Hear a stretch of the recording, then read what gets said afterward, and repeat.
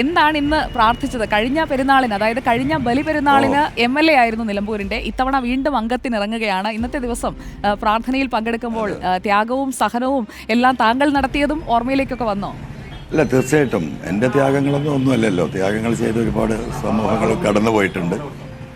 പ്രാർത്ഥിച്ചത് എന്താണെന്ന് സുജയ ചോദിച്ചാൽ, ഈ നാടിൻ്റെ മതസൗഹാർദ്ദവും സ്നേഹവും മനുഷ്യർ തമ്മിലുള്ള പരസ്പര ബന്ധങ്ങളും വളരെ ഊഷ്മളമായി മുന്നോട്ട് പോകാനുള്ള ഒരു സാഹചര്യം ദൈവമേ ഈ നാട്ടിൽ നിലനിർത്തുന്ന എല്ലാവർക്കും എല്ലാവരുടെയും വിശ്വാസപ്രകാരം ജീവിക്കാനും സന്തോഷകരമായി അവരുടെ മതവിശ്വാസപ്രകാരം അവരുടെയൊക്കെ പ്രാർത്ഥനകൾ നടത്തി പോകാനും ഈ രാജ്യത്തിൻ്റെ ഭരണഘടന നമുക്ക് ഉറപ്പ് നൽകുന്ന അവകാശങ്ങൾ നിലനിർത്തി മുന്നോട്ട് പോകാനുള്ള സാഹചര്യം ഉണ്ടാക്കണേ എന്നാണ് പ്രധാനമായിട്ട് ഞാൻ എപ്പോഴും പ്രാർത്ഥിക്കുന്ന ഒരു കാര്യം. അതാണ് സമൂഹത്തിന് വേണ്ടിയിട്ട്.